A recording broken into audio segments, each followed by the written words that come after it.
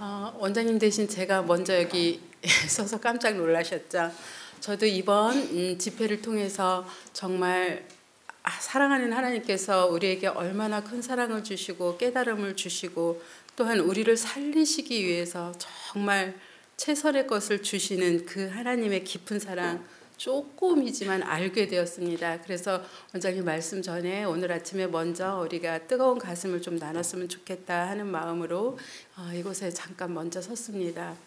제가 신앙생활 한 지는 한 40년 정도 됐지만 예수님을 잘 알지 못하는 열심으로 신앙생활을 했습니다. 그러다가 몇 년 전에 정말 하나님을 알고 싶어서 몇 년 동안 찾고 하는 일을 하다가 작년에 베델수양원 의료선교사 3기에 참석해서 도피성 진리를 통해서 정말 예수님의 사랑이 무엇인지 내가 살 길이 무엇인지를 알게 되었습니다. 도피성에 여러분 아는 것처럼 들어가는 사람들, 그 사람들은 죄를 짓고 살인을 한 사람이지만 정말 중요한 단어는 잘못하고 사람을 죽여서 거기에 다 들어가는 게 아니라 정말 중요한 거는 고의 적이지 않아야 된다는 전제 조건이 있습니다. 도피성에 들어가는 사람들은. 도피성이신 예수님에게 내가 들어갔다는 것은 내가 지금까지 지은 모든 흉악한 죄들이 고의가 아니니 네가 내 도피성인 내 속에서 살아라 이렇게 말씀해 주시는 그 말씀이 얼마나 위로가 되고 저를 제 마음속에서 정말로 새로운 뭔가가 하나 나오는 것 같은 경험을 했습니다. 그래서 정말 내가 여태까지 살면서 지은 죄가 고의가 아니라고 하시는구나. 그러니까 내가 예수님 속에서 살아갈 수 있는 희망이 있구나. 이렇게 알아지게 되니까 그 이후에 저의 삶은 지금까지 살았던 거랑은 완전 다르게 하늘로 가는 길로 방향을 틀어서 다시 정비하고 가자 이렇게 생각이 되었었습니다. 그래서 그때부터는 날마다 기도하면서 하나님 제가 할 일이 무엇일까요? 제가 급하고 부족하고 거친 사람이지만 저보고 하라 그러신 일을 하겠습니다. 이렇게 날마다 기도하고 회개하고 그렇게 살아갈 때 하나님께서는 일본 집회에 도구로 써주셔서 그 집회에 어떤 출발점이 되게 하셨습니다. 그러나 그때에도 저는 예수님만 진정으로 알아졌지 어떻게 살아야 되는지를 잘 몰랐습니다. 왜냐하면 질서가 없고 막연하고 예수님을 알아줬는데 이걸 어떻게 살아야지 좀 체계적으로 살 수 있나 그런 생각을 많이 하면서 또 겨울이 지나갔고 이번 기회에 제가 이곳에 또 오게 되었습니다. 정말 감기를 옮긴 장본인이 전데요. 그래도 쫓아내지 않고 이곳에 있게 하셔서 날마다 이곳에서 말씀을 듣고 또 원장님을 아침에 모셔다 드리고 말씀을 읽어드리고 하면서 그 무릎 밑에서 정말 받아서 먹은 생명의 양식이 너무 컸습니다. 그러다가 그저께 아침 정말 예수님이 씨 뿌리는 비유의 설교를 하시면서 저는 정말 거기에서 복음의 질서와 체계를 잡게 되었습니다. 그래서 의료 선교 사업을 하기 위해서 여기 오는 게 먼저가 아니구나. 가장 먼저 내가 해야 될 일은 정말 내가 하나님을 알고자 하는가? 정말 하나님은 이 땅을 창조하시고 우리를 구원하러 오시는가? 그리고 그 구원이 이루어질 것인가? 그리고 그분이 정말 이 땅에 오실 것인가? 이게 출발이 되어야 된다는 걸 알게 되었습니다. 그래서 그게 사실이라면 나는 어디로 돌아가야 될 것인가? 하나님을 찾자. 이게 세 천사의 기별 중에 첫째 천사의 기별이라는 걸 알게 되었습니다. 창조주를 경배하고 그에게 돌아오기 위해서는 내가 어떤 상태인지 알아야 된다는 걸 알게 되었고 그리고 하나님을 찾게 되었습니다. 그러면서 정말 그동안은 제 마음속에 자라는 죄, 이 풀, 이것만 바라보고 내가 혼자 정말 뽑으려고 무던히 애를 썼습니다. 몇십 년 동안. 그런데 작은 풀들은 뽑혀지지만 그 풀들이 점점 세졌을 때는 그 풀을 뽑으려 할 때 풀 대신 제가 뒤로 엉덩방아를 찢는 경험이 인생을 지배하게 되었습니다. 그러나 저는 이제 알게 되었습니다, 여러분. 이 마음속에서 그 새 사람이 하나 나왔습니다. 여러분 정말 다 신생아를 낳아 보셨잖아요. 그러면 그 아이를 키우기 위해서 내가 반듯한 그 아이에게 옷을 입히고 그 아이를 잘 키우기 위해서 반듯한 음식을 먹어야 되고 그 아이를 잘 키우기 위해서 좋은 것을 보고 좋은 것을 들어야 되고 이렇게 해서 그 아이를 키우는 것처럼 제 속에 새로 태어난 나, 물론 나의 자아 육신의 법이 있지만 저는 이제 그 풀을 바라보고 가지 않을 것입니다. 새로 태어난 나의 정말 소중한 신생아 아기, 그 아이를 열심히 양육할 것입니다. 무엇으로요? 하나님의 말씀을 받고 예수님의 그 이 땅에서 이루어지시고 행하셨던 순종들, 저도 똑같이 순종하면서 그 양식을 받아서 때때로는 미움으로, 때때로는 부드러운 밥으로, 때때로는 완숙된 밥으로 먹이면서 그렇게 내 속에 새로 태어난 나라는 아이를 잘 키워보고자 하나님에게 기도하고 그런 지혜를 달라고 기도했습니다. 그래서 당연히 나누어지는 거고, 그래서 당연히 나와 같은 정말 그런 경험을 모두가 다 하기를 원하기 때문에 그들에게 나누어 대는 게 숙제가 아니고 의무라는 것을 알았습니다. 그렇게 해서 내 생애를 잘 살아갈 때 그게 성소 기별을 회복하는 거구나. 어제 전도사님 설교를 들으면서 저는 정말 눈물 없이 들을 수가 없었습니다. 성소 정결이 무엇인가? 새로 태어난 나를 잘 키워가는 과정이구나. 그게 성화의 과정이구나. 그게 내가 하늘나라에 갈 때 내 몸에 꼭 맞는 내 옷을 만들어 입어가는 과정이구나. 그렇게 살아가고 나누고 예수님의 복음을 전해주기 위해서 정말 의료 선교 사업은 도구로 사용되는 거구나. 왜냐하면 아픈 사람이 가장 마음의 문을 열고 예수님의 말씀을 가장 진실로 받아들일 것이기 때문에 의료 선교 사업은 선행되어지는 조건이 아니라 예수님의 말씀이 내 마음속에 먼저 들어와서 내 속에서 새 사람이 하나 태어나면 그 삶의 과정 중에 첫째, 둘째, 셋째 천사의 모든 기별을 증거하는 삶을 살게 되는 거구나. 그게 나를 키우는 방법이구나. 이걸 알게 되어졌습니다. 영양이 너무 과다해도 뚱뚱해지는 거고 내가 다시 태어났지만 먹이지 않으면 영양실조로 죽어가는 것일 것입니다. 하나님의 말씀을 받아서 나누면서 그 삶을 살아갈 때 예수님이 오시는 그날 나는 아주 뚱뚱하지도 삐쩍 마르지도 않은 나에게 적당한 균형진 한 사람으로 태어나 있을 것을 확신하게 되었습니다. 그때까지 자라는 내 마음속의 가라지, 죄, 그것은 예수님께서 알곡을 거두어 창고에 걷어들인 이후에는 아무런 관계가 없습니다. 왜냐하면 예수님께서 완전하게 이루어 주셔서 죄도 없고 마음속에 풀도 없고 가라지도 없고 오직 예수님의 마음 닮은 그 생명의 씨를 완성시켜서 나를 하늘에 데려가실 것이기 때문에 저는 예수님 오시는 그날 꼭 그 앞에서 예수님을 찬양하고 싶은 마음이 너무 가득해졌습니다. 여러분, 구원은 질서가 없는 것이 아니고 매우 질서적이고 과학적이고 체계적이라는 것을 알게 되었습니다. 우리 수학이 아무리 숫자가 많고 어려워도 공식 속에 대비하면 1차에 조금의 오차도 없이 완전하게 답을 이루어내는 것처럼 구원도 그렇다는 걸 알게 되었습니다. 예수님을 찾고 그분을 내 마음속에 영접하고 내가 새 사람으로 거듭나서 그 태어난 새 사람을 양육해 가는 것이 성화의 과정이고 나에 맞는 옷을 만드는 과정이고 새 천사의 기별을 외치고 사는 과정이고 정말 너무 왜곡된 우리 하나님의 그 놀라우신 품성, 그걸 우리가 오해를 풀어드리는 삶의 과정이라는 것을 알게 하신 하나님이 얼마나 감사한지 저는 이제 앞으로의 나의 남은 삶을 또 매우 체계적으로 살게 되길 원합니다.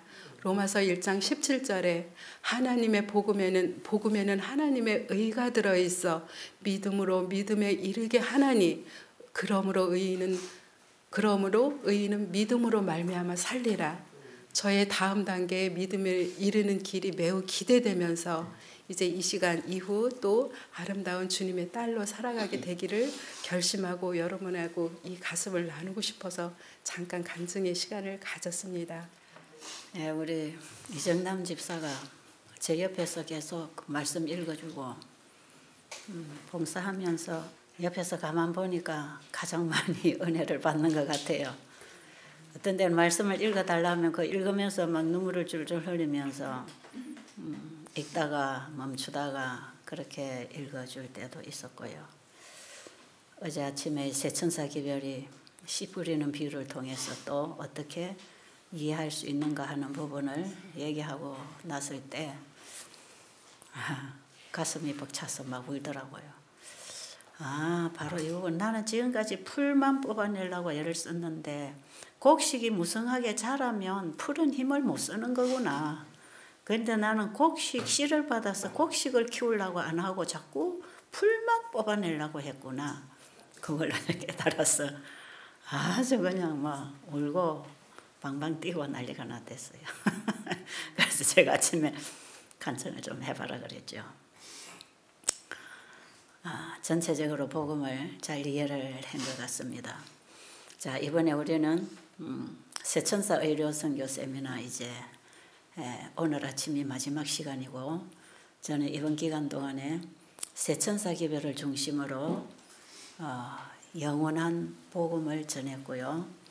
오늘은 지금까지 전한 복음을 총정리하면서 원래에 주셨던 복음이 마지막 복음이라는 것, 우리가 창세기 3장 15절은 범죄한 직후에 바로 주신 복음입니다. 그죠? 너로 여자와 원수가 되게 하고 또 너의 후손은 여자의 후손과 원수가 되게 하고 너는 여자의 후손의 발꿈치를 상하게 하겠지만 여자의 후손은 내 후손의 머리를 상하게 할 것이라. 이 사단이 죄를 여자로부터 유혹해 들어와서 우리 인간에게 죄의 씨를 심었습니다. 그런데 하나님께서는 이에 대비해서 미리 대책을 다 세워놓으셨다 그랬죠. 죄가 있는 곳에는 바로 재물이 준비되어 있었다는 것을 우리가 이번에 배웠고요. 하나님의 형상대로 창조된 인간의 마음에 죄의 씨가 들어와서 선악의 대쟁투가 시작되었습니다. 이 선악의 대쟁투의 마지막에 선이 승리한다는 보장을 창세기 3장 15절에서 주신 것이고요. 바로 사단이 하늘에서부터 전쟁을 일으켜서 예수님 대군 미가엘과 싸웠고 결국은 패배당하고 이 땅으로 쫓겨났고, 쫓겨나서 어디로 갔는가? 에덴 동산에 있는 하와에게로 찾아가서 우리 인간의 시조에게 죄의 씨를 뿌리기 시작했고, 그리고 이 지구를 사단이 완전한 죄인으로 만들어서 사단의 세상으로 영원한 지옥으로 만들어 가려고 했지만 미리 우리의 구속을 준비하신 그분은 구원 대책을 세우시고 창세기 3장 15절에서 발표하신 이후에 그분이 죄가 있는 곳에 직접 오셔서 죽으신 그곳이 바로 성소입니다. 성소. 자, 제가 오늘 성소의 역사를 조금 얘기하면서 지난 시간에 말씀드린 내용을 조금 더 요약을 한다면, 자, 요한계시록 14장 6절로 12절에 있는 이 기별은 성경 전체를 포괄하는 영원한 복음이라고 우리가 배웠습니다. 구약과 신약 전부는 요한계시록에 가서 만나지고 요한계시록 전체는 요한계시록 14장 6절로 12절에 함축돼서 거기서 모아지고 계시록 14장 6절로 12절에 바로 그 세 천사 기별은 첫째 천사, 둘째 천사 기별이 셋째 천사 기별에 모아져서 셋째 천사 기별이 영원한 복음이고, 이 셋째 천사 기별은 성경 전체의 복음이고, 이 셋째 천사의 기별은 원복음, 창세기 3장 15절에 죄인에게 주셨던 그 복음, 그 복음이 마지막 시대에 땅끝까지 전파되어야 할 바로 그 셋째 천사의 기별입니다. 자, 그러니까 인간이 죄를 지은 이후에 이 땅에 복음이 왔고 그 복음이 성소를 통해서, 성소 제도를 통해서, 속죄 제물을 통해서 죄인이 구원받는 길을 계속해서 열어놓으셨고, 마지막 셋째 천사 기별에 바로 예수님의 지성소 사역에서 죄를 끝내버리는 일이 있습니다.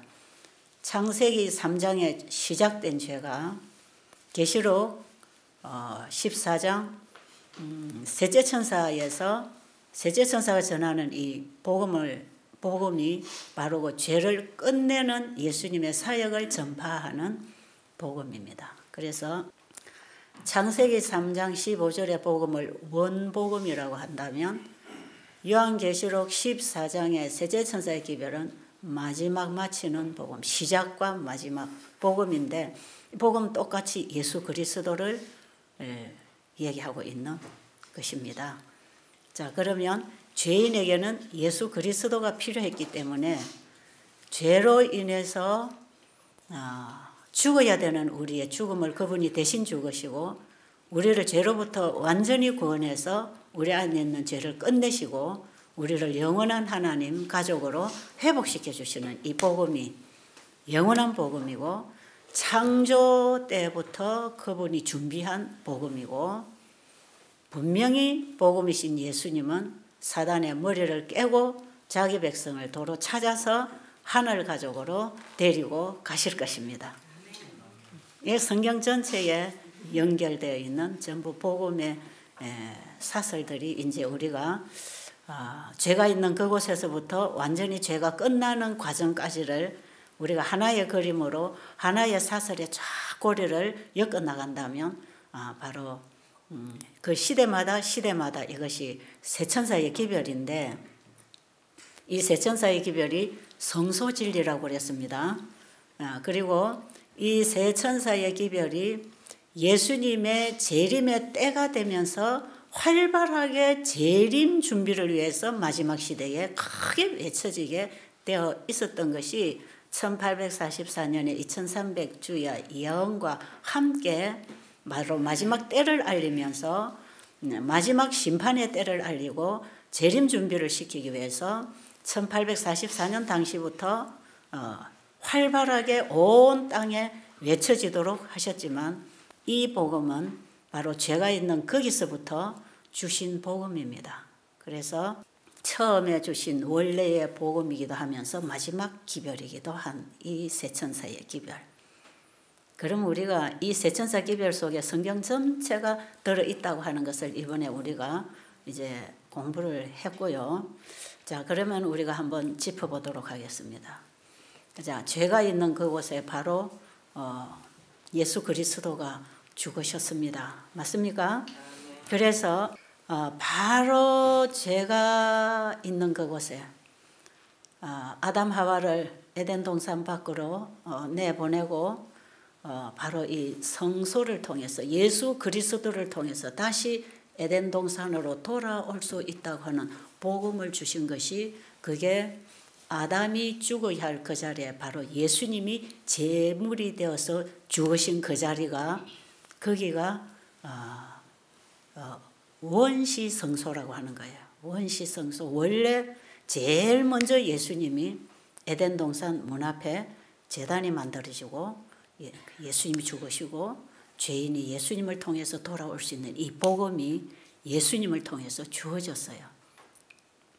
그 이후에 인류의 역사는 끊임없이 죄가 계속해서 이어서 생육번성하면서 죄의 역사가 이루어지고 있지만 죄인들 혼자 내버려 두지 아니하시고 언제든지 죄가 있는 곳에 예수님이 오셔서 죽으셨다는 사실을 계속해서 전하면서 성소 제도가 흘러왔어요. 그래서 에덴 동산 앞에 원시 성소가 서면서 예수님이 죽으신 그 자리 바로 제단을 세우고 거기에 인간에게 복음이 온 것처럼 그 이후에 믿음의 노독들이 계속해서 제단 성소를 만들어서 아브라함도 가는 곳마다 제단을 쌓고 양을 잡아 제사를 드리는 제단 성소가 섰지 않습니까? 그렇게 하다가 이스라엘 민족들이 출애굽한 이후에 모세를 통해서 이제 성막 성소를 짓습니다. 그래서 성막 성소를 짓고는 체계적으로 뜰과 성소와 지성소의 사역을 보여줍니다. 그것은 바로 예수님이 우리의 마음 성소에 오셔서 우리 안에서 이루실 구속의 경륜의 그림을 미리 보여준 것입니다. 그래서 구약의 성소제도는 바로 구속의 청사진이라고 하는 것이고, 우리 인간이 예수님을 따라서 완전히 아버지 앞에 들어가는 이 길을 열어주는 그 바로 구원의 길이 구약시대의 성소제도를 통해서 가르쳐졌고요. 그 성소제도를 통해서 죄인이 양을 잡고 양이 대신 죽은 피를 성소에 뿌리고 1년의 대제사장이 성소에 죄인들이 회개한 그 피를 깨끗하게 정결하게 해주는 죄를 도말해버리는 사역이 옛날 이스라엘의 역사 속에서도 대제사장이 1년에 한 번씩 지성소에 들어가면 그 일을 행하셔서 우리가 예수를 믿음으로 말미암아 내 안에 영접하기 위해서 내가 죽어야 된다고 하는 것을 양이 죽는 걸 통해서 내가 그리스도와 함께 죽는 거라는 걸 보여줬고, 이것이 사도 바울은 내가 그리스도와 함께 십자가에 죽었다. 그리고 내 안에 그리스도가 사신다. 이렇게 바로 성소 진리를 통해서 보여준 그리스도를 우리가 어떻게 믿음으로 말미암아 그리스도 안에 들어가서 완전한 죄 용서를 받고 구원을 받는가 하는 것. 그걸 구약시대에는 성소진리를 통해서 가르쳐줬는데, 이 구약의 성소진리도 완전한 믿음으로 말미암아 의롭게 되고 죄가 용서되고 도말되고 완전하게 되어서 영생에 이르는 복음을 성소진리를 통해서 가르쳐줬어요. 그래서 우리의 죄가 용서되고 도말되고 완전히 제거되는 그 과정을 세 단계로 보여주는 게 성소의 뜰과 성소와 지성소의 사역을 통해서 가르쳐줬고요. 이 성소 제도가 솔로몬이 성전을 지을 때에 이제 이 성소가 성전 안으로 옮겨져서 솔로몬의 성전에 성소가 서게 됐습니다. 그렇게 해서 그 성소에서 솔로몬의 성전에서 이제 성소 제단에 사람들이 또 양을 가지고 와서 제사를 드리고, 그 다음에 이것이 이제 바벨론에 의해서 침공당해서 다 솔로몬이 지은 성전이 다 해파됐죠. 그 이후에 70년 이후에 다시 회복하겠다는 하나님의 약속과 함께 성전을 복구하기 시작하는데, 여기에 스룹바벨의 성전이 서게 되고요. 그 다음에 스룹바벨이 세운 성전에 마지막 예수님이 오셨습니다. 자, 그 성소의 주인은 예수님이에요. 예수님이 우리 죄인을 구원하시는 그 과정을 계속 가르쳐주는 것. 죄인이 어떻게 예수를 믿어 구원을 받는가. 그것을 계속 가르쳐주는 게 성소 제도였습니다. 자, 그런데 스룹바벨의 성전에 예수님이 오셨습니다.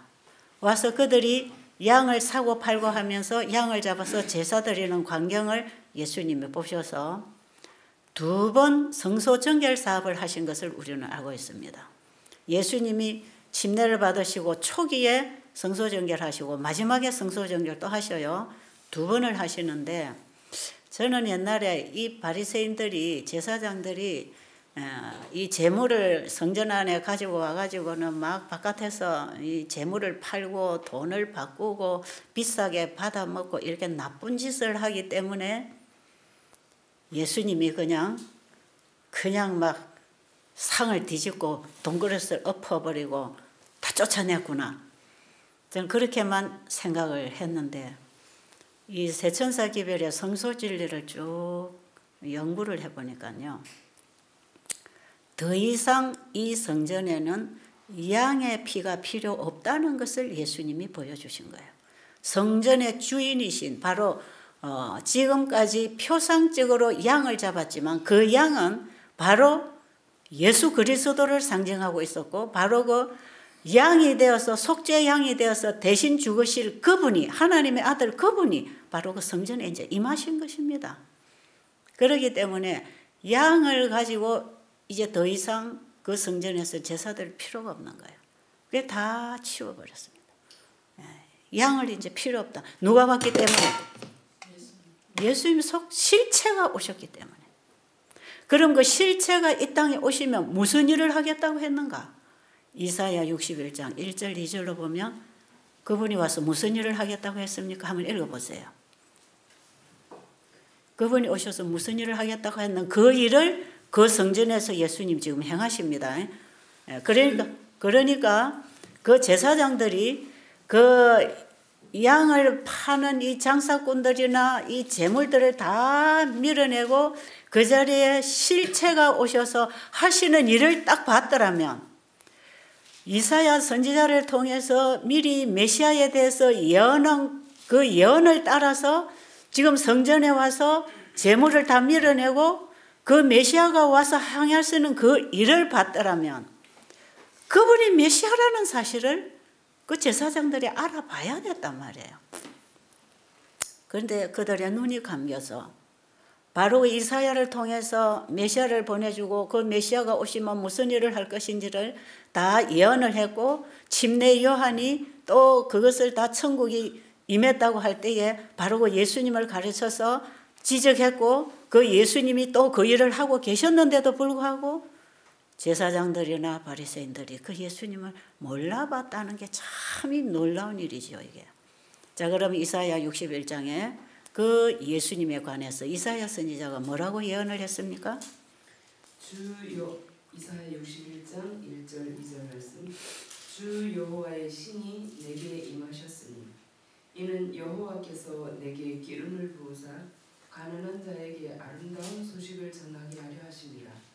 나를 보내사 마음이 상한 자를 고치며 포로된 자에게 자유를, 갇힌 자에게 노임을 전파하며 여호와의 은혜의 해와 우리 하나님의 신원의 날을 전파하여 모든 슬픈 자를 위로하되. 예수님이 메시아가 이 땅에 오셔서 하실 일을 이사야 선지자를 통해서 미리 예언을 했고요.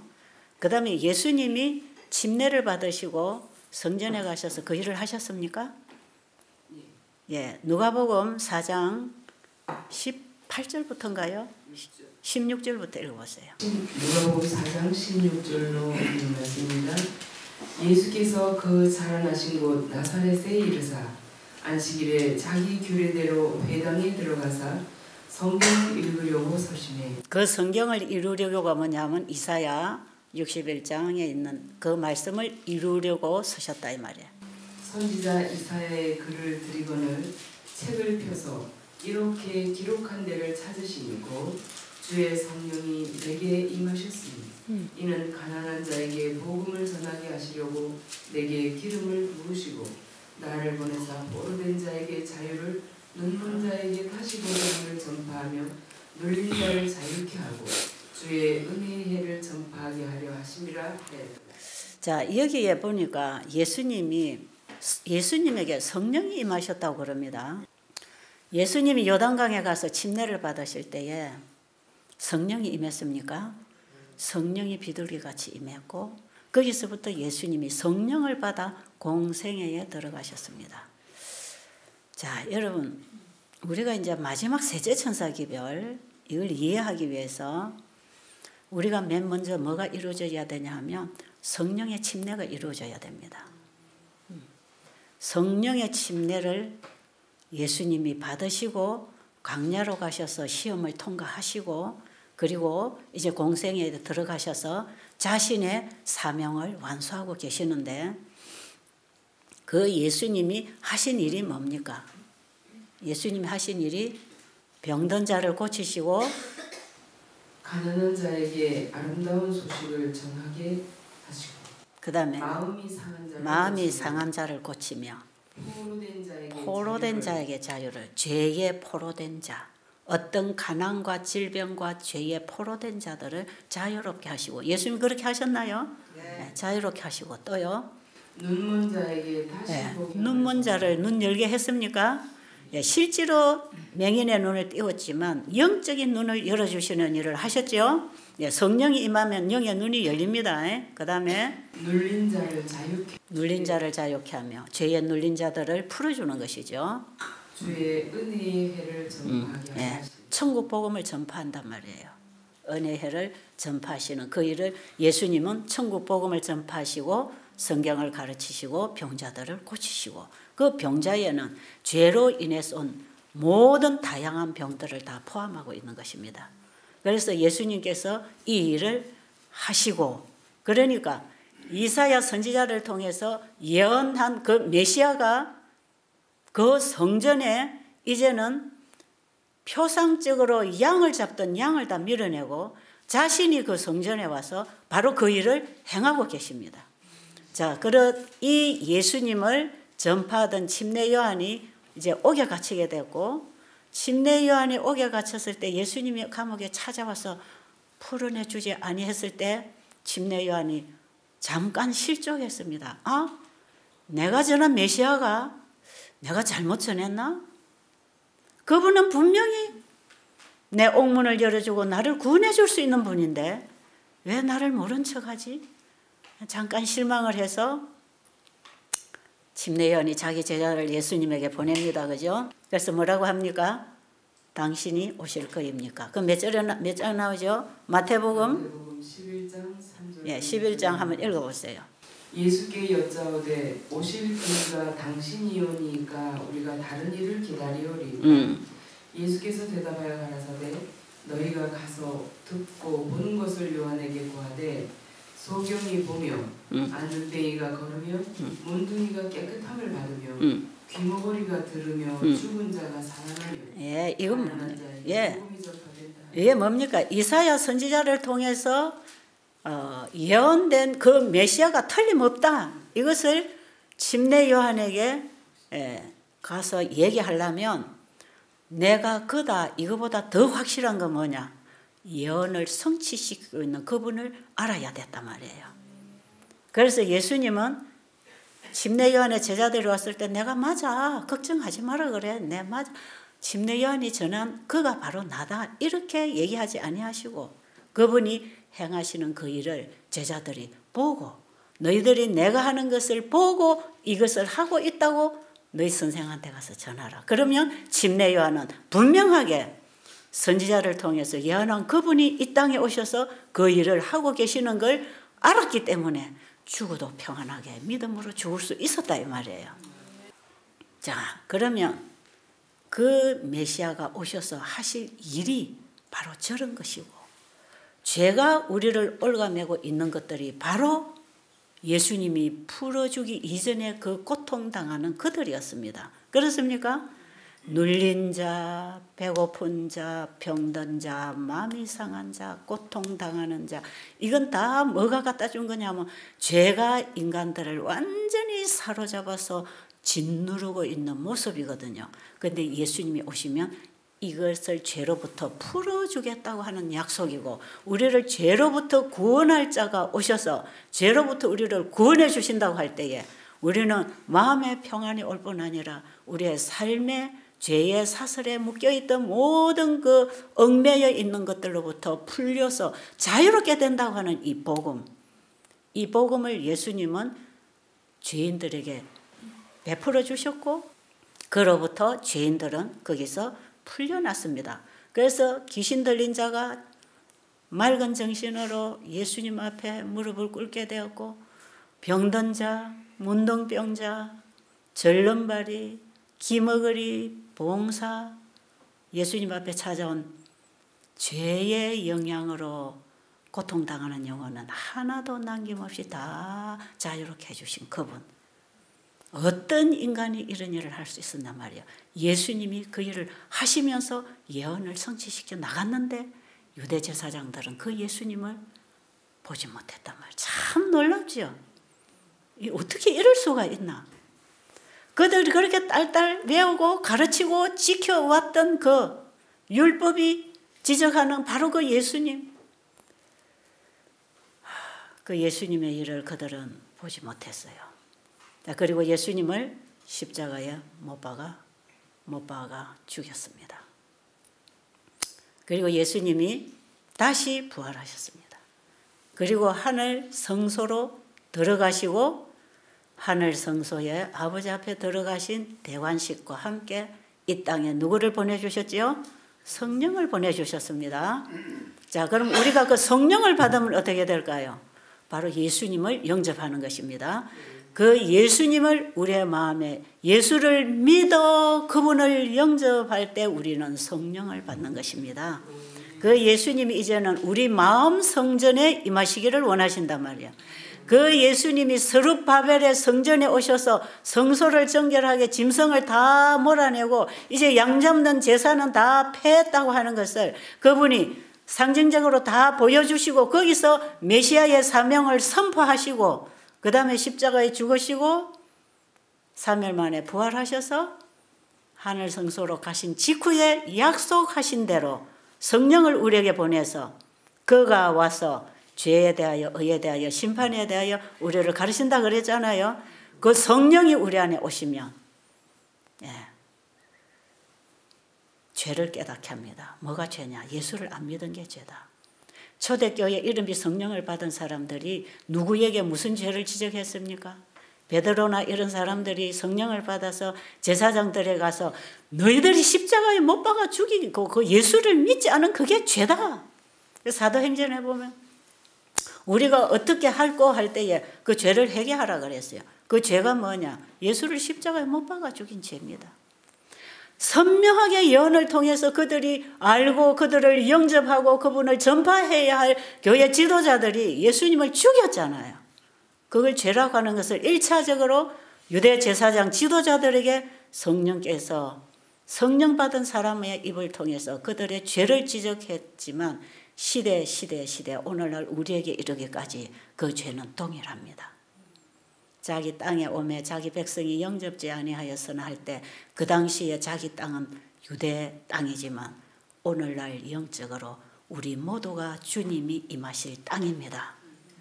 그렇습니까? 우리의 마음 땅에 우리의 마음 밭에 이제 예수님의 씨가 들어오는 거 어제 우리가 씨 뿌리는 비유를 통해서 얘기했지 않습니까? 이게 다 한 고리에 연결되는 얘기이기 때문에 바로 이 세천사기별은 성경 전체다 하는 것을 제가 계속 말씀드리죠.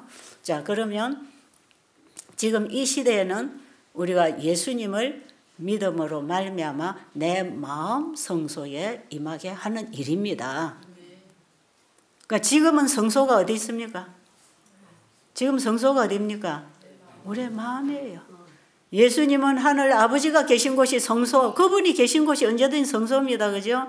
그러나 그분은 동시에 어디 계시기를 원하십니까? 우리의 마음 성전에 임하기를 원하십니다. 그래서 너희 몸이 하나님의 성전인 것을 너희가 알지 못하느냐. 그래서 우리의 몸은 우리의 것이 아니고 하나님이 거하시는 집입니다. 하나님의 성전입니다. 그러면 우리의 마음 성전에 예수님이 임하시겠단 말이에요. 성령을 통해서 우리의 마음 성전에 임하시면 우리의 마음 성소에서 죄를 깨닫게 해주고 회개하게 하시고 순종하게 하셔서 죄를 도말하는 자리까지 우리를 계속해서 예수님의 사역을 따라 미리 말씀하신 예언을 통해서 구약의 성소 진리를 통해서 그 다음에 우리가 마지막 때에 이 세천사 기별을 통해서 마지막 단계에 예수님이 무슨 일을 하시는가를 우리가 깨닫게 될 때 세천사 기별이신 예수님이 내 안에 오셔서 무슨 일을 하게 하십니까? 죄를 깨닫고 죄인이 하나님을 두려워하며 하나님께로 돌아오게 해서 회개하고 하나님의 말씀에 따라 순종함으로 마지막 예수님이 죄와 의를 분리시키는 심판대 앞으로 인도해서 완전한 회개를 시켜서 죄는 예수님이 받아서 죄의 장본인인 사단에게 넘겨주고 죄의 피해를 입은 죄인들, 그 회개한 죄인들의 죄를 완전히 도말해서 의와 죄를 완전히 분리시켜서 죄는 심판을 받고 세상 임금은 심판을 받고 죄의 희생자들은 예수님이 구원해서 하늘로 데려갈 것입니다. 우리가 이번에 세천사기별이 성소진리라는 것을 배웠고 이 성소 진리의 마지막 단계의 사역이 대제사장을 통해서 일어날 때 바로 이 작업을 하신단 말이에요. 이것을 우리가 구약 성경의 성소 진리를 통해서 배우고 있는 것이고, 지금 이 셋째 천사 기별, 첫째와 둘째와 셋째 천사의 기별, 이 첫째와 둘째가 포함된 셋째 천사 기별 속에 지금 예수님의 지성소 사역 속에는 죄인들을 불러서 회개시켜서 자신이 날마다 죽고 그리스도가 사심으로 진리 가운데서 성장하고 살아가다가 완전한 예수님 앞에 도달해서 죄를 끝내버리는 그분의 사역이 우리 안에서 일어나도록 그분이 우리 안에 마음 성소에서 일하신다 이 말이에요. 그러니까 여러분, 우리가 그냥 십자가에서 다 구원 끝났으니까 믿습니다. 구원 받았다. 여러분, 이런 것들이 얼마나 잘못된 가르침인지 몰라요. 성경 66권을 통해서 우리의 구원의 도를 적나라하게 세 천사의 기별, 세 단계의 고리를 걸어서 원복음에서 시작해서 마지막 셋째 천사 기별까지를 역사적으로 성소 제도를 통해서 고리를 걸어서 우리가 지금 어떤 신앙 경험에 들어가야 되는가를 가르쳐주고 있는 것이에요.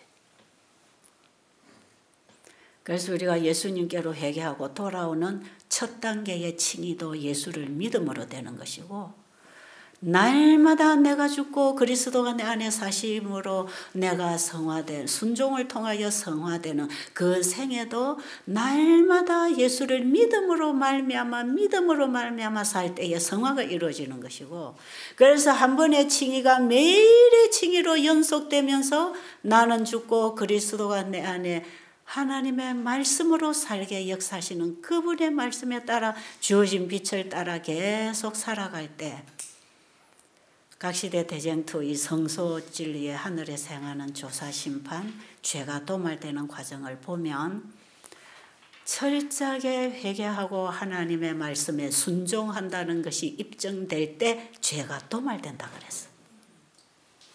그러니까 거듭남 칭의와 성화 없이 죄가 도말되는 게 아니고, 칭의와 성화를 통하여 죄가 도말됩니다. 자, 어저께 씨 뿌리는 비유에서 씨가 땅에 들어가서 씨가 자라는데 잡초도 같이 나온다. 왜? 우리 흙이라고 하는 우리 이 집이 아직도 육의 몸이기 때문에 여기에 예수님이 들어오셔서 성령이 임하셔서 성소가 하나 만들어졌지만 아직 이 집이 육신의 몸을 가지고 있기 때문에 함께 풀이 난다 그랬죠. 그런데 예수님 안에서 살아가는 순종의 생애를 삶으로 점점 나무가 자라고 가지가 뻗고 무성해짐에 따라서 풀은 나도 힘을 못 쓴다 그랬죠. 그래서 회개하는 게 쉬워진단 말이에요. 곡식을 내 안에 씨를 넣어가지고 곡식나무를 키우지 아니하면 떼짱밭이 되지만, 곡식을 잘 키우면 풀이 더 이상 힘을 못 쓰는 게 왜? 곡식의 뿌리가 땅의 영양소를 먹고 곡식의 잎이 태양 에너지를 받으면서 곡식나무 밑에 자라는 풀잎은 영양소가 결핍되고 태양을 받지 못해서 이 풀이 자라지 못해요. 여러분 농사짓으면 그렇죠? 그러니까 내 안에 예수 그리스도의 씨를 받아서 내 마음 안에서 그 내 마음밭에서 예수님이라고 한 그리스도인이라고 새로 거듭난 새 생명을 가진 사람이 말씀을 먹고 순종하는 가운데 계속 자라서 무성해지면 죄가 힘을 못 쓰는 건 맞아요. 경험해 보시죠. 그리고 제가 생각으로만 쏙 들어와도 바로 회개하고 싶은 심정이 일어나고 죄를 가지고 있고 싶지가 않은 마음을 하나님이 창조해 나가십니다. 예, 저는 최근에 와서 얼마나 죄가 싫은지 몰라요. 그러니까 이 죄가 생각에 들어오는 것 같이도 막 가정스러워서, 아니 또 내가 이런 나쁜 생각, 이런 더러운 생각을 내가 또 품고 있다니.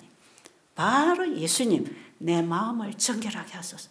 내 마음을 살펴주시고 내 마음에 내 생각에 지금 무슨 더러운 것이 있는지 이걸 주님이 다 살펴주셔서 이걸 좀 깨끗하게 해주세요.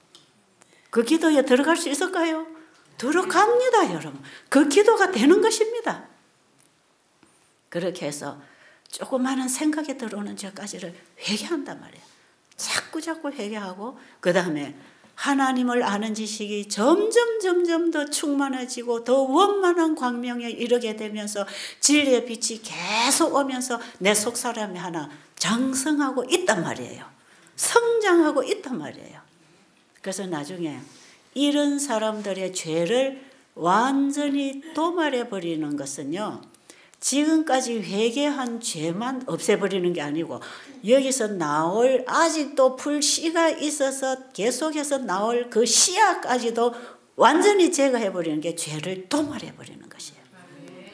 그리고 지금 죄가 나온다 해도 이 죄는 이제 힘을 못 써요. 왜냐하면 곡식이 자라가지고 이제는 열매를 맺어서 완전히 완숙이 돼버리고, 그 다음에 여기에다가 이제 늦은 비를 부숴서 완숙시킨다 그러죠. 완전한 품성을, 열매를 딱 따버리고 나면요, 풀까지 나봐야 방해 못합니다. 아무 힘 못 쓰는 거예요. 힘쓸 필요도 없고, 죄는 왜 계속 우리를 공격해서 망가뜨리기 위해서 나오는 건데 이제 이미 고정돼 버렸어요. 어려운 자는 어려운 대로, 불의한 자는 불의한 대로 결정 나버렸는데 공격하면 뭐 하겠습니까? 공격해봐야 영향 안 받지요. 이게 늦은 비를 받은 사람들이고, 이 늦은 비의 경험을 한 사람, 이 사람은 첫째 천사의 기별을 다 받아들인 사람들이고 바벨론에서 나온 사람들이고, 이 사람들이 바로 조사 심판에 거기서 하나님의 인을 받고 완전한 품성을 다 받았기 때문에 요한계시록 13장의 짐승의 표 환란이 올 때에 그때에 권능을 받고 바로 이 바벨론에 있는 하나님의 백성을 불러내기 위해서 큰 외침을 하는데, 그때에 바로 예수님께서 행하셨던 그 권능과 그 능력이 다 입혀집니다. 늦은 비에 권능이 임해서 그때에 벙어리가 입을 열고 맹인이 눈을 뜨고 절름발이가 뛰고 완전히 죄로부터 자유롭게 된 그 상태에서 큰 외침을 하게 되고 백성들을 불러내는 마지막 천국 복음을 마치게 될 것입니다. 자, 그러면 보세요. 예수님이 이 땅에 오시기 전에 침례 요한이 외친 게 뭡니까? 회개하라, 천국이 가까웠느니라. 천국이 누굽니까? 예수님입니다. 회개하라, 천국이 가까웠느니라. 그 기별을 전했고, 그 예수님이 오셨어도 회개하라 그랬습니까? 회개하라 그랬습니다. 본인이 천국이었습니다. 그리고 예수님께서는 사람들을 회개로 부르시고 회개를 시키시고 그들에게 회복을 주셨지 않습니까? 성령이 임했을 때, 제자들에게도 성령이 임했을 때 그들이 예수님이 받은 그 권능을 행하면서 예수님이 하신 그 일을 행했습니다. 그런데 마지막 때 우리가 늦은 비에 성령을 받고 나면 바로 그 일을 행할 것입니까? 예수님이 행하셨고 제자들이 행하셨던 그 일을 마지막 셋째 천사 기별로 행하고 외쳐지게 될 것입니다. 그래서 이 성령을 받아야 우리가 이 복음사를 마친다고 하는 것인데, 그럼 마태복음 24장 14절에서 예수님이 마지막 예언들을 쭉 예언을 해주면서 바로 이 천국 복음이 모든 민족에게 증거되기 위하여 전파되리니 그제에 뭐가 온다고요? 끝이 오리라고 하는 이 천국 복음이 뭡니까? 이 천국 복음이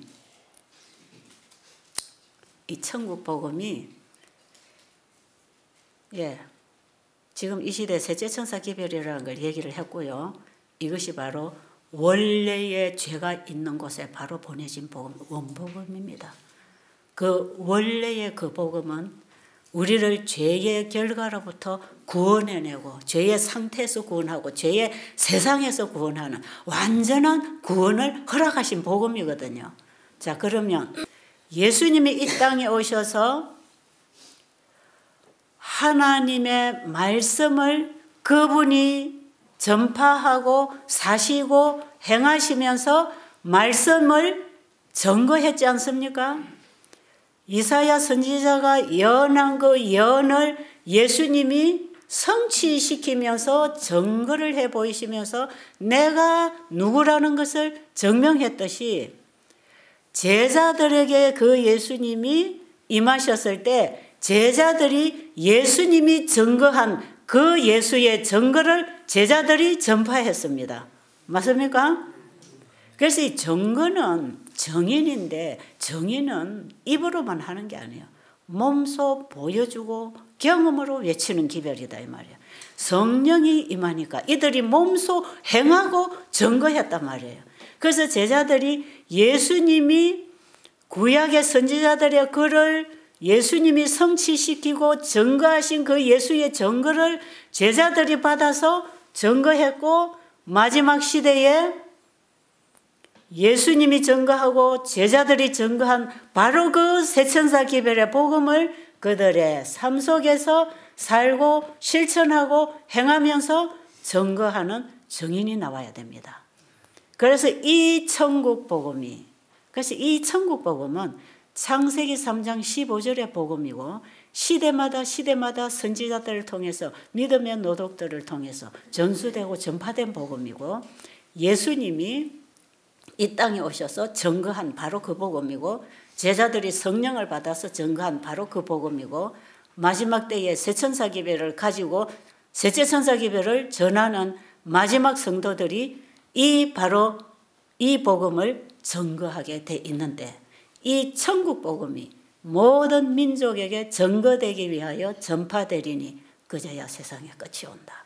그럼 지금 우리가 전할 기별은 셋째 천사 기별이고, 이게 성경 전체의 기별이면서 원복음이자 마지막 기별입니다. 자, 그러면 이 복음 사업은 입으로만 하는 게 아니라 실제로 병들고 고통당하고 눌린 자, 억압된 자들을 풀어주는 기별이다 이 말이에요.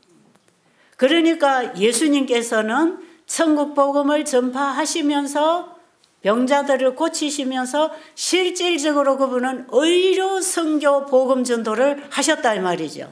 그리고 제자들에게도 의료 선교 복음 전도하는 법을 몸소 본을 보이고 가르쳐 주시면서 너희들도 가서 이렇게 해서 천국 복음을 전파하고 병자들을 고치고 앓는 자를 고쳐주라는 거예요.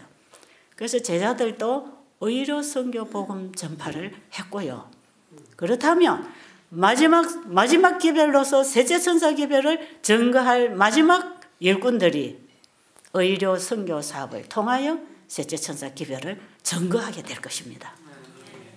그럼 엘렌 G 화이트 여사가 셋째 천사 기별을 의료 선교 사업과 한 몸으로 묶어서 사업을 하고, 절대로 몸하고 팔하고 떨어지면 불구가 되는 것처럼 셋째 천사 기별하고 의료 선교 사업을 분리시키지 말라. 이제 무슨 뜻인지 아시겠어요? 그래서요, 지금 우리가 의료 선교 사업을 한다는 것은요, 예수님이 이 땅에 오셔서 복음을 입으로만 전하지 아니하시고 그 아버지가 내 안에 사신다고 하면서 아버지의 말씀을 그분의 몸소 행하시면서 말씀이 육신으로 사신 그 생애가 실제로 도움이 필요한 자들에게 도움을 베푸는 것처럼 예수 그리스도가 내 안에 영접되어서 정말 내 마음의 성소가 회복되고 내 성소 안에 계신 주인이 내 안에서 구속사업을 이루어 가신다고 하는 확실한 증거가 우리의 삶 속에 얽매인 자를 풀어주고 배고픈 자를 먹이고 죄에 속박되고 괴롭고 상한 자들을 위로하고 치료해 주시는 그 예수님을 전하는 봉사를 함으로 실제로 필요한 자들에게 도움을 베풀고 사는 것이라. 그러니까 내 안에 계신 예수님의 사역이 내 말과 내 몸과 내 삶과 행동을 통해서 드러나는 것. 이것이 의료 선교사로서의 삶이다 이 말이에요. 그래서 우리가 의료 선교 사업을 하라 그러면 뭔가 특별하게 이런 장소를 만들어 가지고 환자들을 모아 가지고 병자를 고치기 위해서 수치료도 해주고 녹즙도 갈아 먹이고 지렁이도 찍어 발라주고 온갖 걸 갖다 붙여 가지고 이렇게 하는 게 아니고, 아시겠어요? 그게 필요할 때 도움을 줄 수는 있습니다. 왜 밥을 먹여야 될 환자를 죽을 먹여야 될 때도 있고 첩을 먹여야 될 때도 있듯이 그거는 필요에 따라서 우리가 공급을 해주는 것이지, 이런 거 배워가지고 요양원 차려놓고 돈을 얼마씩 받고 조건을 해가지고 이들에게 이걸 갈아먹이고 병을 고쳐서 내보내는 좋은 사업을 하는 게 아니고 예수님이 내 안에 계실 때 그들을 죄로부터 자유롭게 하는 복음을 전하고 사는 것이라. 그래서 진정으로 이웃을 내 몸처럼 사랑한다. 이 사랑은 복음과 함께 가는 게 사랑입니다. 제가 계속 그 얘기하지요. 우리 인간이 사랑이 있습니까? 없어요. 복음을 받았을 때 그 복음이 사랑으로 우리 안에 임하고 그 복음을 전할 때 사랑이 나가는 거 아닙니까? 이걸 우리가 오해하면 자꾸 행위신앙을 해서 사랑해야 됩니다. 사랑하세요. 참으세요. 부드럽게 친절하게 하세요. 용서하세요. 뭐 어쩌세요. 여러분 그거 불가능입니다. 이거는 다 복음이 만들어낸 열매들이지 복음 없이 이런 열매가 맺힐 수 없단 말이에요. 그래서 이게 성령의 열매라고 하는 것이에요. 저는 이 율법주의자들하고 이걸 시비를 걸려놓으면 참 골치 아파요. 이들은 이 복음이 주는 능력이 뭔지를 모르는 사람들이 자꾸 행위신앙을 하는 사람들 사랑이 있니 없니 뭐 화를 냈니 안 냈니 불친절하니 어떠니 이런 걸 가지고 자꾸 따지고 있거든요. 그런데 그것도 중요한 거는 사실이지만 내 속에 복음이 없이 그걸 하는 건 불가능이다 이 말이에요. 그런데 그 복음을 만난 경험 없이 뭔가를 선행을 하고 자선사업을 한다고 그 착한 행실을 가지고 구원을 받는 게 아니고 복음이신 예수님이 나를 구원해내신 증거로서 정인으로서 그 열매들이 맺혀야 되는 것입니다. 그래서 믿음의 의와 행위의 의가 비슷합니다. 이게 모조와 진짜는 비슷하기 때문에 어떻게 보면 행위신앙을 철저히 하면서 속에서는 스트레스 받고 이기심이 디글디글 하면서도 내 걸 챙기고 내 자존심과 자만을 채우면서도 뭔가 사람들에게 친절하게 하고 복음을 전하고 선한 행위를 한다고 해서 내가 어렵게 된 게 아니다 이 말이에요. 지금 여러분 이 차이가 뭔지를 아시겠습니까? 영원한 복음을 전하는 바로 의로 선교사는 내가 하는 게 아니고 내 안에 그리스도가 하시는 것이라. 예수님이 행하신 그 모든 증거는 내가 하는 게 아니고 내 안에 아버지가 하신 바로 그 하나님을 증거해야 되고 우리는 바로 우리 안에 일하시는 그 예수님을 증거해야 되고 그 예수의 영광 그분의 품성이 드러날 때 우리가 하나님 믿는 증인이 된단 말이에요. 우리가 하나님을 믿고 있다는 확실한 증거가 나왔지 않습니까? 그래서 그분이 우리를 데리러 오십니다. 확실하게 우리의 믿음이 실증이 되려면 증인으로서 내가 주님을 믿고 있다고 하는 것을 입증을 하려면 내 안에 주님이 사시는 열매가 맺혀야 되지 않습니까? 이것이 맺혀지는 게 하나님께 영광을 돌리는 것이죠. 자, 이제 첫째 전사기별 속에 모든 복음이 다 들어있다고 했습니다. 그 복음을 받아들인 자는 바벨론에서 나오는 것이고, 예. 그리고 마지막으로 인을 받고 제토말 받고 인 받고 능력 받고 우리가 그거 이제 영광을 드러낼 때 늦은 비커내침이 되는 것이다. 지금 우리가 어느 선에 들어가야 되는지 아시겠어요? 우리가 그 자리에 가기 위해서는 지금 뭐부터 해야 됩니까? 내 안에 예수님이 영접돼야 되니까 칭의의 경험. 칭의의 경험인데 이게 거듭나는 경험이 먼저 일어나야 된단 말이에요. 그래서 그리스도 안에서 그분의 사역에 따라 사는 것이 의로 선교 사업이고 거기서 우리의 품성이 계속 이제는 성장해 가는 거단 말이에요. 받고 나누고 받고 나누다 보니까 내가 변하는 거 아닙니까? 그렇죠? 제가 계속 이 복음을 깨닫고 받고 전하고 하니까 제가 전한 복음이 제 사상과 제 생각과 저를 만들어 가더라 이 말이에요. 그러니까 받은 것을 나눔으로 내가 만들어지는 거기 때문에 우리는 주님이 주시는 걸 나누는데 이것이 의로 선교사업 봉사활동입니다. 그럼 결과적으로 우리는 뭘 얻을 것인가? 우리의 품성을 연결게 하는 그 열매를 주님이 따가시도록 나를 성숙시켜 나가는 과정이 봉사하고 복음 전하고 사는 것입니다. 정리가 좀 됐습니까? 그동안에 제가 부분을 계속 설명을 했고 오늘 제가 전체적인 복음, 이게 영원한 복음이라는 것이에요. 자, 이 전체 그림을 여러분들 이해를 하시고 이제 성경을 좀 보면 이 성경을 어느 부분에서 어떻게 이해를 해야 될지 그걸 깨닫게 된다 이 말이에요.